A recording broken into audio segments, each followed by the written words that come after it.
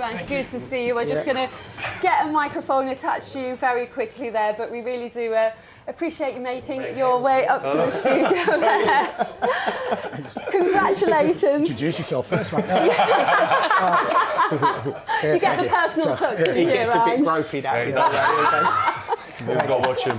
Thank you. Ange, we really appreciate you coming up. Congratulations. Just give us your summing up of that performance, first of all. Yeah, really pleased with the way we kind of handled. Now, we knew coming here, watching Bournemouth first couple of games, that they were going to be pretty aggressive with the press, and that was going to be our test. And I just thought in the first half we handled it really well. Boys were clear-headed, brave when we needed to be, and kept the game really simple, and that helped us sort of take control. And we scored and probably could have had one or two more. And then second half we lost our way for about 10-15 minutes in the start of the second half. But even through that period we defended well, and then I thought we took control of the game again. So I just like the way, playing away from home in the Premier League is always tough, but I just like the way we controlled the aspects of the game we knew were going to come to us. How pleased are you with the way your team responded to the fact that Bournemouth were starting strongly in that second half and staying really, on top? Yeah, really good. And I think the subs helped. I thought, it's the reason I put Pierre and Ivan on. I mean, they're the most experienced players. And I thought they gave us sort of a calm, cool head when they came on. And, I really liked the way we just dealt with even the adversity of it. When we didn't control the game, they didn't really threaten our goal, which again, I thought the back four and the midfield sort of defended really well in front of them.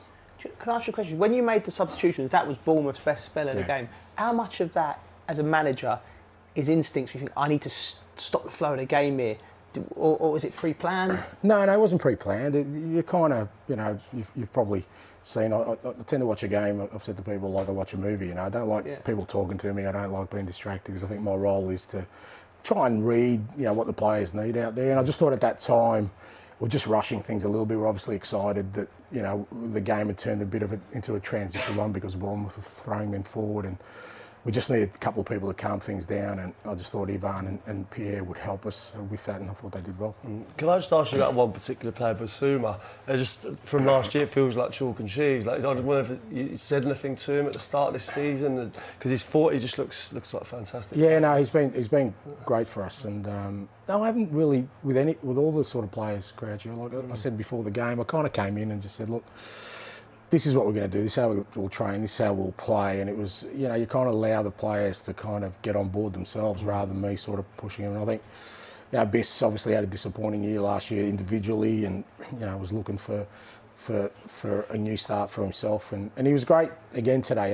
There were a couple of moments where I thought he got a bit sloppy with our possession, and still areas of his game he can improve, but he's such a clever player. And if we want to play out, that kind of pivot position becomes really important for us. What about that whole midfield dynamic? It's not just Basuma as well, but Maddison really stood out today as well, and Pat Matassar as well, and another great performance from him. Are you quite pleased with how well they're clicking so quickly? Yeah, it's been good so far, and all of them are sort of getting a better understanding of each other and the roles, and Matters was great today.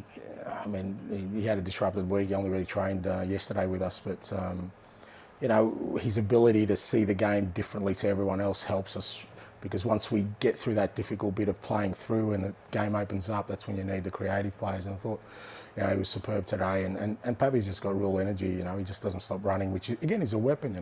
If you're trying to stop an opposition, you've got somebody who's continually running at you. It's hard to stop. And they've been good. And to be fair to the lads, guys like Skippy and Pierre and Gio Lo Celso came on at the end. Every day at training, they're pushing each other to get to new levels. Can I ask you about, when the fullbacks in particular, it was an area of concern last year. I looked at that, I thought they never looked quite comfortable, Tottenham, with that. But the goal particularly come from Udogie in midfield and run it. Is there some kind of trigger you use? Because he's in midfield, the ball comes out to Perisic, and he just goes. It almost seems like they've been playing together forever. He went straight away and attacked the space. They look like they're playing with freedom. Is that something you work for? I'm not trying to get your secrets. No, see, I'm just copying Pep, mate. We do a lot of work on it, and a lot of it is sometimes instincts, but it's about trying to create And what we're trying to create is a system wherever I've sort of been that's as fluid as it can be, and give the opportunity to players to say, you know what, if there's space there, forget you're a fullback. If you're just a footballer and there's space, go in the space. And then it's up to us to make sure we're covering the gaps that are left. And so once players, I think, realise they have that freedom to do that, it's still very structured.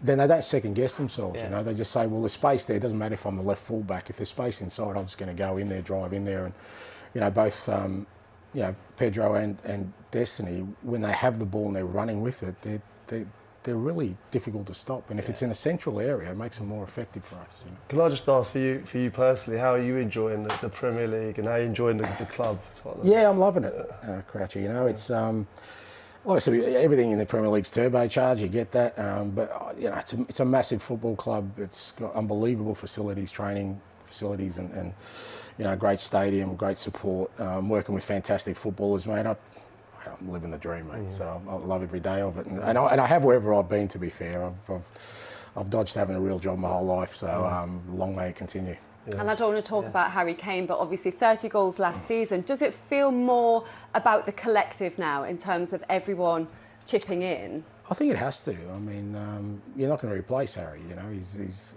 an unbelievable player, and I think Harry'd be the first to say that. You know, that was probably maybe what was missing. There was just too much of a reliance on him. You know, and you know, for me, it's about what we do. Is if we want to be successful, we have to do it as a collective, and even with the goals, it's not about having one threat, it's about having multiple threats. You know, can we score with our wide players, can we score with our midfielders, can we score with our fullbacks, set pieces? So, you know, you can bridge that gap of goals, but you know, what's more important, I think, is that you look like you're a threat every time you go forward. And you know, I thought today was probably as threatening as we have looked in the first 3 games, and I think that's a pleasing.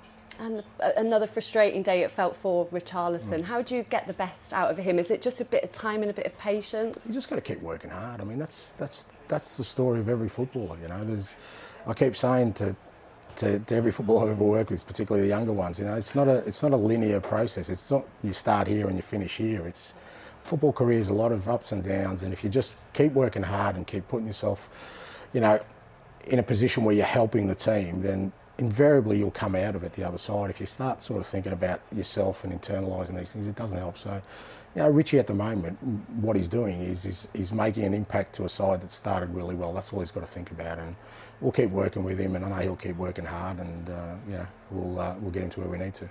And it's your birthday tomorrow, a gift of 3 points from the players. How are you going to celebrate? Yeah, well, I don't know about you guys, but I always put those things on hold till I don't know the results. So, so what are you going to do now? Yeah, my wife's probably scrambling at home now. But yeah, no, it'll be quiet. I've got 2 young ones at home, and nothing better for me than just spending some quiet time. I've got a game on Tuesday, so I'll be in work in the morning. But I'm edging closer to 60, which I'm not sure how I feel about. But anyway, we'll keep going.